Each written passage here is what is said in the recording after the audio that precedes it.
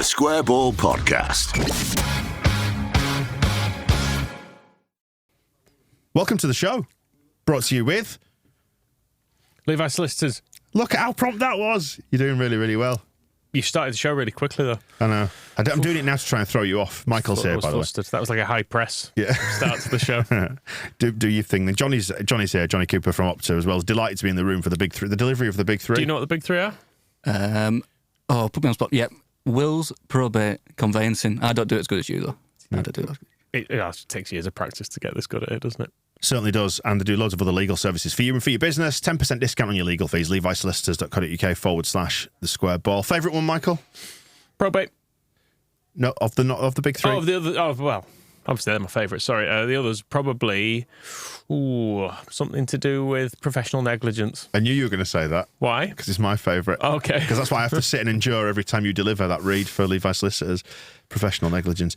Anyway, we are here to have a chat about the season so far with Jonny Cooper, who works at Opta the stats people here in the UK, put together numbers, pull numbers, and supply them to the football industry as well. So if you watch Match of the Day, and Gary Lineker says some things from you lot. Could be me. Could have been me that sent that. So it's quite a nice nice job to have that instant gratification of sending things and then seeing it on the seeing it on the TV in the evening. So great stuff. Cool. Yeah, but your it's like on Mastermind, your specialised subject is Leeds United, obviously. Yeah, I did actually apply for Mastermind a couple of years ago, and I think my specialist subject was Leeds in League One, because that was like when I was growing up, going to the games, and I think I could probably answer quite a few questions about that. Darren Kenton. Yeah. It's one of the answers, I reckon. 16 games that season, yeah. Well done, Michael. I can't believe you got that. Yeah, it's good, isn't it? Peter Sweeney. That's two. Carlisle. Yeah. Misery. Just put the answers in. You can work your own questions out. Windy Oval. Right, so we're here to talk about the season so far in the Championship. Some of the trends you've noticed, some of the little patterns that are developing, first of which is not scoring first. And you've got a crib sheet in front of you. Wow, look at all that. You've actually done more prep than Michael ever does for any of these shows. Well, you have to do really with the stat. If you come unprepared with the stats, it's a bad idea. Because if you get asked a question you don't have it, then you do look a bit silly. I mean, he's been doing this podcast for 13 years now, and he gets by. Getting the hang of it. Oh yeah. Not scoring first. We don't tend to score first. Yeah. So this is the first season in our entire history where we've not scored first in our first 7 games of the season. In any of our first 7 games. So if you think back to sort of like the Bielsa era, which obviously we like to look back on, we scored in the first 25 away games we scored first, we won. And you think about how many times we used to score first under Bielsa and then take control of the game, and that's not something that we've seen so far with the team, because we've not had that control of a game, if that makes sense. We've let the first goal in 6 of the games, and then obviously one was the 0-0. So actually being able to score first and just have that sort of take the pressure off a little bit and just keep the ball, we've not sort of seen that yet. So just from almost like a fan perspective, it would be nice to watch this team, which is obviously quite a young team, which we'll get on to, and just have that little bit of, we've scored first, right, let's take the game from here. Every game just seems to be, we've let the first one in, we've got to come back into the game.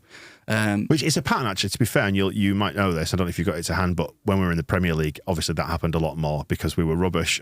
Yeah. I mean, I was looking actually at, just in terms of, again, going back to like scoring first, but last season we scored first and kept a clean sheet twice. Right. So you think back to the football that we were playing, we were scoring first, but we weren't taking control of the game because we didn't have the ball. We didn't know what to do with the ball. Obviously, that's a big criticism of the Jesse Marsh team, was that there was no sort of plan on the ball. It was very much, we want to give the ball back to the other team, press them high and win it back.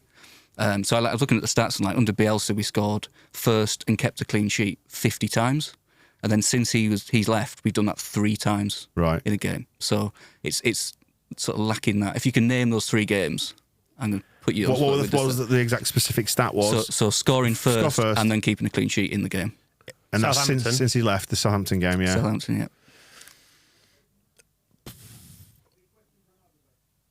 Chelsea.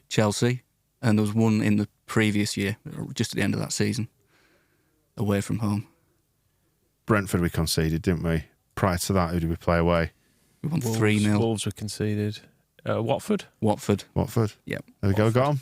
We were lucky in that, though. Well, yeah, we should have let a couple in, I think, to be fair. So yeah, that was actually as well. Speaking about clean sheets, that was the last time we kept consecutive clean sheets. Was Watford followed by Crystal Palace, which was that awful 0-0 on the Monday night. And they were the last two games Stuart Dallas played the full 90 minutes for. So we haven't kept a consecutive clean sheet since Jack Grealish nearly killed Stuart Dallas. So Stuart Dallas carries the clean sheets with him. Back in the team. I'm glad that you've shifted the blame onto Grealish, though. Yeah, absolutely. Yeah, it was easily done. A sickening tackle from Grealish. It wasn't his fault, but yes, and lack of clean sheets is another pattern that we've noticed. So not scoring first, lack of clean sheets. Those two things together strike me as a bit of a problem. Yeah, definitely. I mean, obviously we got the one against Sheffield Wednesday, which was nice to actually just leave the ground knowing we hadn't conceded a goal. But we hadn't kept a clean sheet. I think it was 21 games before that. It was the longest since 2004. I think if we'd have let in against going against Sheffield Wednesday, it would have been the longest since 1947. Wow. When we were rationing food. So yeah, it's a long time. That was 30 odd games. I think you 38 games. Yeah, you sent me that stat, didn't you? It was that season was just after the war when we lost quite a few players. We had a really bad team, one of the worst teams in the history of the top flight. Yeah. We didn't keep a clean sheet for the last 30 odd games that year. So yeah. Do you reckon then the not scoring first and the lack of clean sheets has almost been like the long tail of the post Bielsa era? And it feels like, we spoke to Angus Kinnear this last week, and it almost felt like that was a bit of a sort of a bookend of that era, and the closing of this transfer window is almost like the start, the jump off point for Farke. It's about right, about fair-ish, even psychologically. I think it seems fair enough because he now knows the squad, doesn't he, that he's got to work with, whereas until the end of last week it did still feel like he was going, well, it's probably this is my first 11, but XYZ might leave, another few players might come in.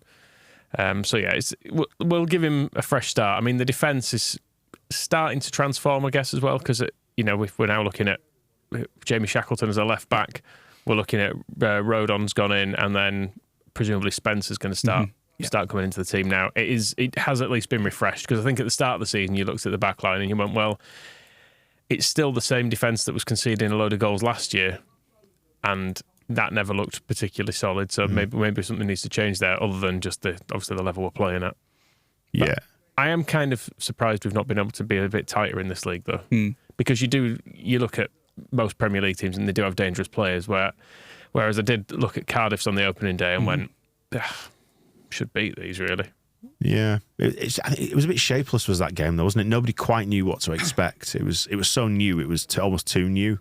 There was kind of the resignation in the ground as well. When that first one went in, everyone was a bit like, I've seen this movie before. We're doing this again, aren't we? Yeah, and then the second one went in, it was like, oh, Christ, what are we doing? Why are we not? This is Cardiff.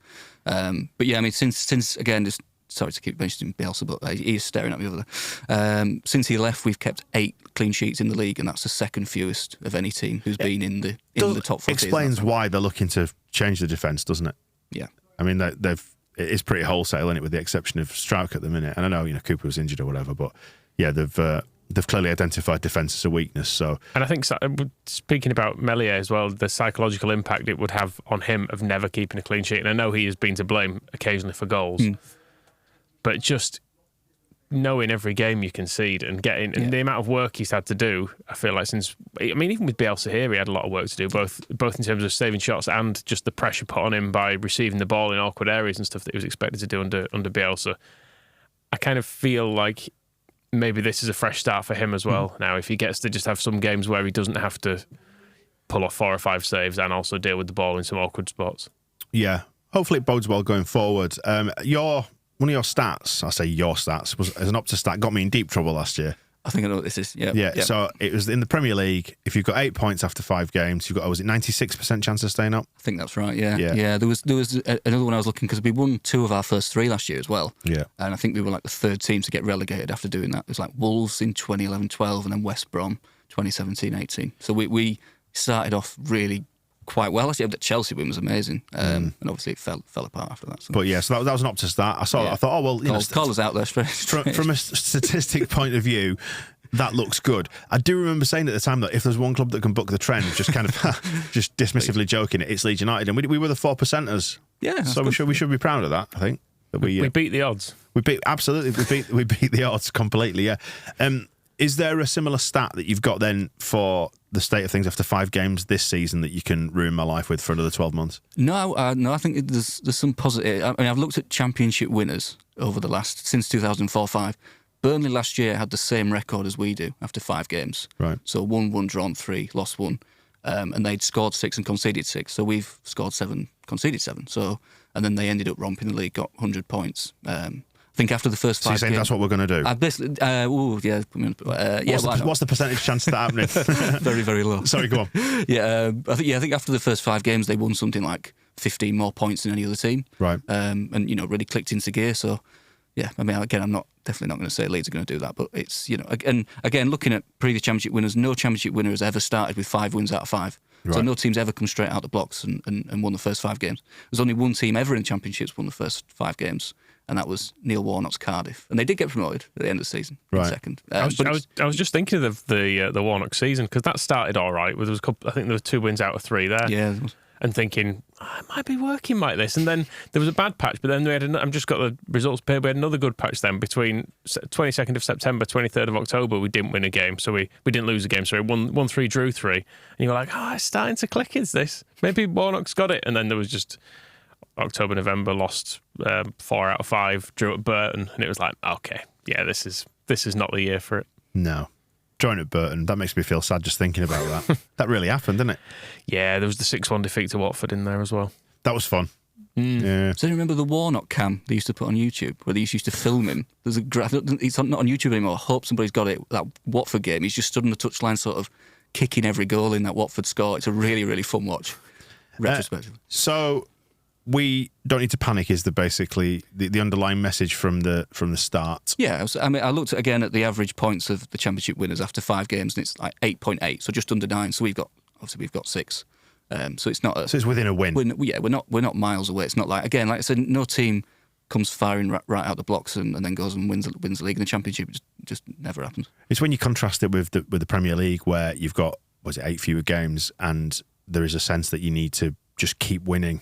You just need to keep winning. Like Bielsa's first season, the 9th place finish, you stay up with 9, 10 wins or whatever it is. So you need about 1 in every 4. You need to just make sure you just keep those wins ticking on the board. And if you've got sort of 6 or whatever post-Christmas, then you're thinking, we're probably going to be all right here. Yeah. It is slightly different in the Championship. Those extra games, the fact that lots of teams take lots of points off each other. It's a very, very even league. Is that true? Is that borne out in the stats, do you think? Yeah, I was thinking that we beat Ipswich, and Ipswich have won their other 4 games, I think, and they beat another team, I think. I'm trying to think off the top of my head who else they beat, but I'm thinking we've beat Ipswich, and then they've beaten. I think they beat Cardiff, and then Cardiff took a point off us. Yeah. So it kind of all goes round and round. Like school playground rules. You could probably make like a big circle of teams who've beaten each other in the Championship. It's just one of those leagues, so consistency, obviously. And we've been quite a young side, which is something you mentioned just a little bit earlier in the show. And I think we mentioned this on the show actually when we were previewing one of the games, saying we've got a really, really young average age compared to the rest of the league. Yeah, I demanded grizzled Championship bastards. We're putting in grizzled Championship kids. That is true. Second youngest behind Sunderland, who've started really well. They look like a really good team. I think a 16-year-old scored them the other day. But yeah, the average age is 23 years and 350 days. Right. And that's our youngest across the first 5 games of a season since 1967. Right. So it's pretty unprecedented, really. You think about some of the younger teams we've had in the past, like the late 90s, early 2000s. They still had people like David Batty and I suppose like Lucas Radaby and that kind of team. Whereas we don't really have that many older players now. Like Ayling being injured, obviously Cooper's been injured. The goalkeeper's 23, so it's not like we've got a really old goalkeeper. So that team is really young and very Well, Kamara's noticeably older, isn't he? At 27, you kind of go, he's like of that age. Even some of our more grizzled Championship bastards, people like Pirro, still a young man. He's only 24, isn't he? 24. So you kind of think, he's an experienced older head in there, and you almost put Ampadu in there as well because he's played a lot of games, but he's still incredibly young. He played his first game at 16, didn't he? For Exeter. So he's been around forever, but actually he's still very young. Yeah. Speaking of boy children, I guess Archie Gray skews that stat somewhat as well, being so young. Yeah, that's true. He's the 3rd youngest player to start 7 games in a row for Leeds ever. Wow. Behind Terry Connor and Billy Bremner. So some good names there. Yeah, and in a completely different era where young players just do not get bedded in the same way. It's one of the observations that I think somebody made to me about the Premier League. The Premier League is a very old league very few youngsters get just chucked into the Premier League. There are some noticeable exceptions, but it is by and large a very experienced league, isn't it? Yeah. I think I remember Meslier when he was playing in the Premier League a few years ago, and he started. I think he was like the youngest goalie to start every game, or not every game, first 10 games of the season. Yeah.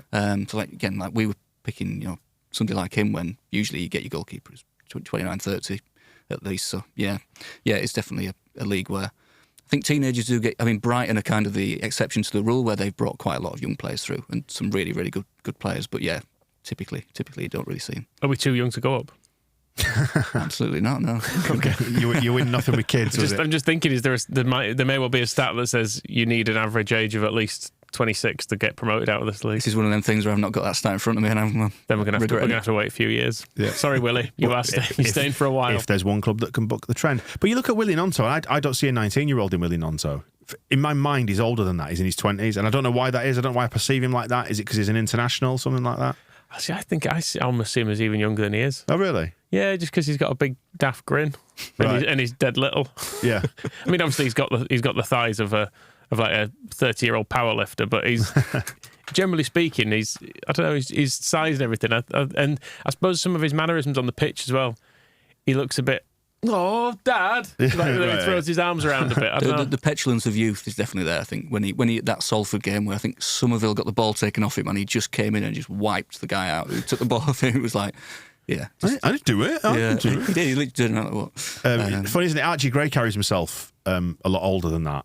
Just sort of glides around the pitch. Has he set any records this season so far? Then beyond the one that you mentioned, the seven starts.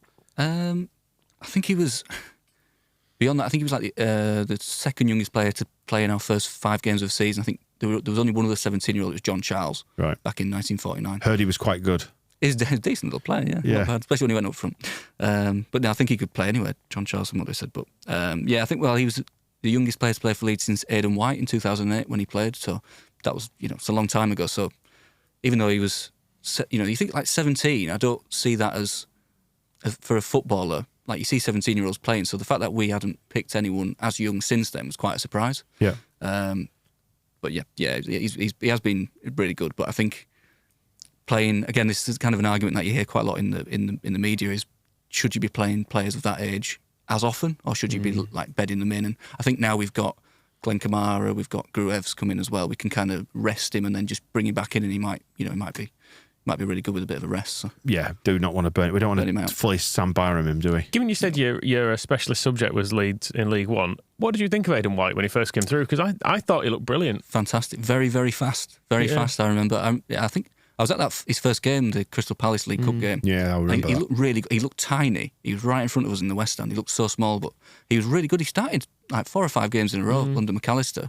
But yeah, and then injuries, I think, ruined him in the end. He kind of spanned quite a long era as well. Like he came in 2008, so he made his debut alongside Enoch Shawunmi, and then his last game was alongside Brian Montenegro. Right. Last game of the 2014-15 season when he just had one game that year. So he's spanned a long era, played with Liam Cooper as well.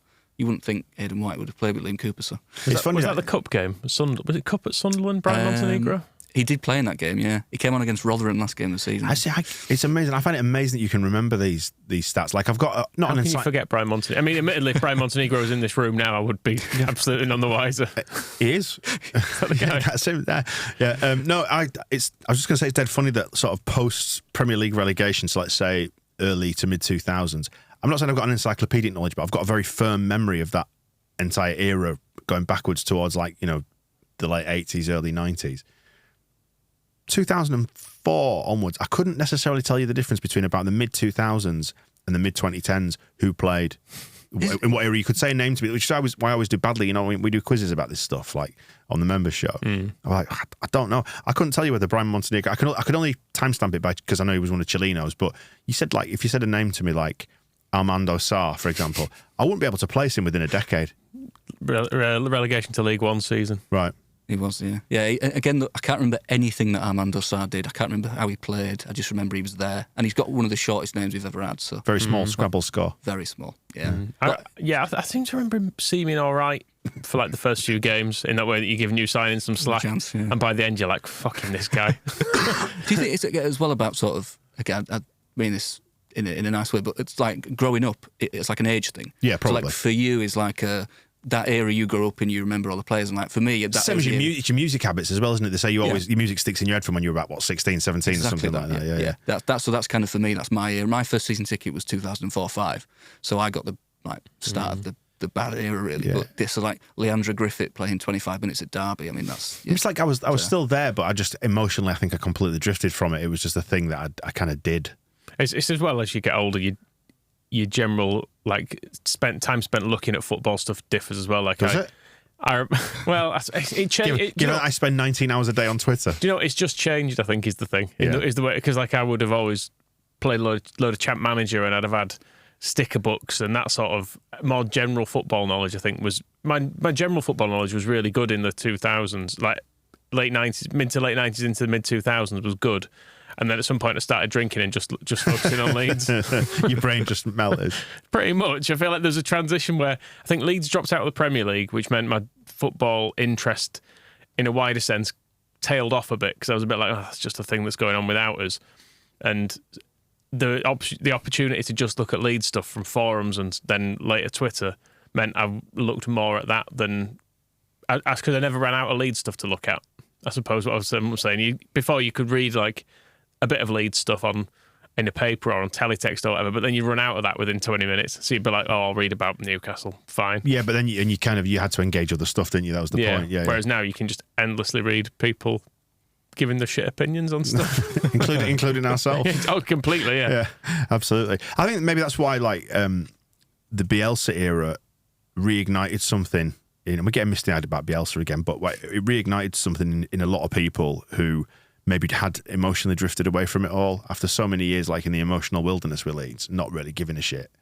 For this to come along and suddenly feel this incredible bond to the players, the team, the manager, and it all just... it was like lightning in a bottle, wasn't it? It was just perfect for those sort of 3 years or whatever. It was fun. Yeah. I think was what you. But I mean, but even growing up, I don't remember football being much fun. It was great when we got promoted. That was amazing. But again, that was quite stressful through that season. Like I remember, 3 games before we won at Bournemouth or whatever it was, 2 games before we had the Barnsley game, and I remember, I was just shy of 12, and I remember just being absolutely consumed by dread and anxiety at that point for the Barnsley game, where we felt like we were going to throw it away again. I think as well with the Bielsa era, you had all those players sticking around for a long time. We'd gone through so many eras of players just coming along for 20 games on loan or whatever. Those players, you could probably name, like you name the Revy era like 1 to 11, you name all those players, whereas like, in the Bielsa era, there's so many players you can just name because they were just there for so long, which we didn't have, like players hitting like 200 appearances. We had like 3 or 4 in 1 year, and it was like first time for about 20 odd years we had that. So we had a genuine connection with, and obviously we did really well, helped. I think into the second year of Bielsa as well, part of the thing that got us over the Derby playoff defeat was going, well, Bielsa's staying, it'll be the same squad pretty much. We sort of know where we're going with this. Yeah, it was almost the very epitome of we go again. But it felt like every other year, it was you got to summer and you went, right, that's torn up. 5 or 6 are leaving, another 5 or 6 are getting bunged in the reserves and probably loaned out late in the window. And you never really got to know any of the players. And as soon as you did, a new manager came in and they wanted to change everything again anyway. Yeah. Or Cellino was there and he was picking the team. So it was you never got attached to anyone, did you, until that point? No. I think even like Bielsa was like the first manager to manage on the opening day in consecutive years for about 7 or 8 years. So again, like you say, new manager every year, new turnover. Churn. And you said they're talking about falling in love with it and it being fun. The possession style of football just blew you away, didn't it? I remember that Stoke game, just going, look, what is this? Is all my dreams have actually happened? And it's all come together. This is the thing. For years, I grew up craving watching Leeds being this good, and it happened, and they did it. And thankfully, we went off the rails in between times with a non-possession style, but it seems to be potentially that Farke's style will, to a certain extent, reflect a lot more possession, even if it's not quite the same. Yeah. So we're back up to we're 6th in the Championship for successful passes. 93% of our passes have been short passes now. So rather than hoofing it long, getting it out wide. 4th for successful passes in the opposition half as well, which is quite an important one. I was looking at work of the day, and Hull are quite high up for passes, successful passes. I think they're above us. But 64% of their passes have been in their own half. So they're keeping possession in defence. With like 2 or 3 of the players doing a Yap Stams Reading. That game where we beat them 2-0 was brilliant. Yeah, so like 2 or 3 of the top players for successful passes in the league are whole defenders because they're just keeping it between themselves, like exactly like the Amsterdam team at Reading. So yeah, we are playing up the pitch. Somebody I was out before the game last week was asking about, do you have successful passes in the opposition half as a stat? Because I think people see successful passes as just like I just mentioned, with the whole team just keeping hold of the ball. So we are playing, we are trying to play in the other team's half, which is, obviously what we want to do. We're averaging 135 more successful passes this season than we were last season. Obviously, the caveat of that is we had 4 different managers take charge of us. We were in the Premier League, but we are trying to keep hold of the ball, which is a positive, in my opinion. Yeah. Who are our best passers? Do you have that? Strike is, I think, 4th for successful passes. And Ampadu, I guess, is Ampadu's up there as well. I think Ampadu's in the top 10 for central midfielders for passing. Strike's a kind of an outlier, actually. In the stats, I think he's even in the top 10 for successful passes in the opposition half as a centre half. So they're playing that high up the pitch. He's the one who's, We have a stat called ball carrying stats. So it basically just means when a player has a control of the ball, he moves it 5 metres, so can be in any direction. But Strike is top for carrying the ball distance-wise in metres and carrying the ball progressively in metres as well, moving it up the pitch. Yeah. So he's the one who's kind of gets hold of the ball and then moves it up and then. It's interesting that when I've noticed Farke's football kind of clicking, and it's a small sample size so far, isn't it? When it clicks, it's when we've seen Strauchel pick it up and run with it. Rodon's done it a couple of times as well, hasn't he? But Ampadu as well. Get the ball. Come and receive it deep, but then carry it into that space in front of him, and it kind of ignites the crowd. Definitely. Charlie Cresswell did that as well when he came on against Cardiff. Yeah. He was just like rampaging with the ball and like loving it. He got onto the opposition penalty area a couple of times, and fans love that. Like the player actually taking the games to the opposition. Yeah. Is it something we need to do more often, or does that lead to fruitful things happening? Is it borne out in the stats, or do we not know? I couldn't say. I mean, again, it's like risk and reward, I suppose. Like, yeah. But, And how does that stack up then compared to like the last 12, 18 months? Again, with passing accuracy, I know, Michael, you mentioned this quite a lot on the match balls where you've got your phone and looking through the statistics. And last season it was 75%. This season it's 85%. Right. So we've not dipped below 80% passing accuracy in any game under Farke. There's again like caveats to that of opposition we're playing and that sort of thing. But it does show that we are able to keep the ball. We've got we've got a structure where players know where to be and where to pass to, which was obviously what we saw under Bielsa. And then like last season, I mean, I try and forget that Sam Allardyce was our manager because it embarrasses me a little bit. But just that first game against Man City, again, great team. We were never going to out-possession Man City in that game, but we had 120 successful passes in that game, right? Which was our lowest on record over the last 10 years. They're about 10,000, and they had the highest last season in that game as well. It was the biggest disparity. So and what is the sort of average? What's considered good in terms of successful passes? Do we know? In terms of for teams, so if we're at 85%, is that considered good, or how does it stack up against the average? Yes, that's well above the average. I think it's in the top 5 or 6 in the league. So again, that'll probably average out over the season. I mean, you look at teams like Man City will be well up there at the top because they're elite level. But what is it about spending £50 million on every position? Isn't it? Yeah, it's weird how that works out. So do you think that's trending in the right direction then? The possession, does it indicate that hopefully a brighter future lies ahead? Because we've looked like we've had quite a lot of possession, but not always known what to do with it. At times we've been frustrated and passed it side to side, trying to find those openings. Yeah, I think what we mentioned earlier about scoring the first goal as well. Getting the first goal, getting the confidence going, opens the game up. And then they've got to come at us to score a goal. Then all of a sudden we can start, putting those sequences together. And one of the archetypal Leedsy things to happened again this season. Salford, but we're kind of, as we were saying, like in the analysis of this, what can you even say about the Salford game? Because it was just so stupid that we had so many chances, so much possession, we just made all the running, and then you lose on penalties because why not? Because we're Leeds. Yeah. And we've broke records in that game, have we? We did, yeah. Some new Leeds records, but Opta's analysed every League Cup game over the last 5 seasons, and Leeds had the most shots from inside the box and touches in the opposition box of any team in a game in that time.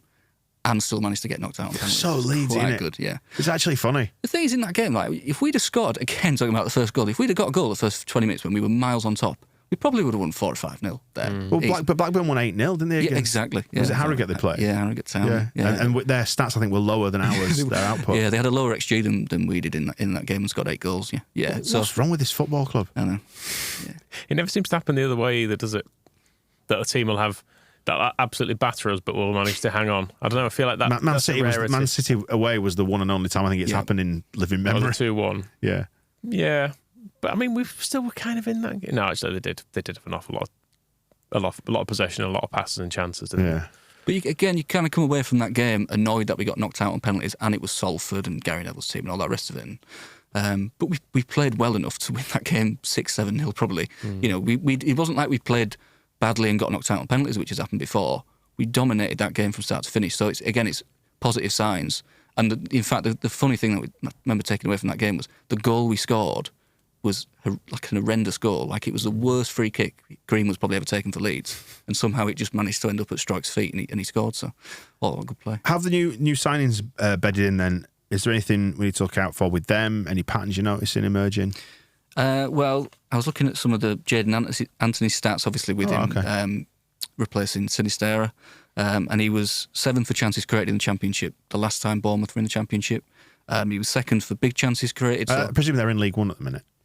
They probably dropped down to there. League 2 or thereabouts, yeah. Sorry, go on. So, 2nd for big chances created. So big chances, basically, when a player has a more than reasonable chance of scoring the goal. That's sort of the Opta definition. So, he was 2nd for creating those. His only Premier League assist, by the way, was against Leeds. Of course it was. Yeah, in it. That'll be some sort of our scouting. Did he do well against the signing? Yeah, I mean, he's our first Anthony since Anthony Elding as well. Right. Just to get that one in, that doesn't mean anything, but just popping on. Jed Spence as well. He was joint 3rd for chances created in open play by a full-back last time in the Championship, which was 21-22 season. Again, talking about ball carries, he was top for full-backs for carrying the ball forward distance-wise and progressively. And he had the most chances created after one of those ball carries. So, bursting through, getting forward, and then...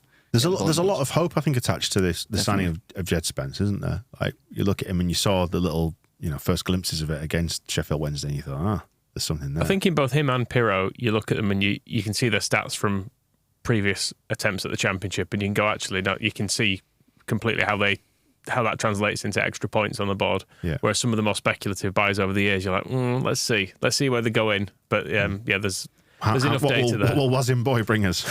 I think with Pirro, it's fairly well documented. Like, he was a top scorer in the Championship last 2 seasons, apart from Mitrovic, who had that crazy season. Only player to score 10 goals with right and left foot. And then, we played him behind the striker against Sheffield Wednesday, which was probably the only time this season I've been confused about what Farke's done there. It's like, we've done the common sense thing where we've bought the best striker in the Championship, and then we've not played him up front, which I found quite confusing. Like, I think I looked at his stats, it was like 2 shots, both from outside the box. There was that one really early on, he dragged wide, 1 touch in the opposition box, didn't create any chances. So he was in that position, which was kind of almost the Hernandez position, I guess you'd call it, in number 10. So I don't really feel like he's that kind of player, so I was a little bit confused, really. Farke did this, though, with Pookie, didn't he? He played Pookie behind somebody else for a short period of time at Norwich, and then abandoned it. Yeah. I suppose you could look at the chances Rutter had in that game.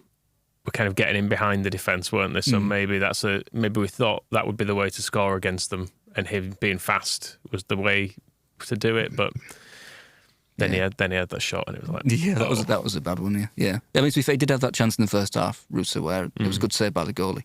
And again, you can look at scoring the first goal could look at things differently. It's just finding a way to make these pieces work, isn't it? Because you feel like Pirro was probably dropped into that number 10 slightly deeper role.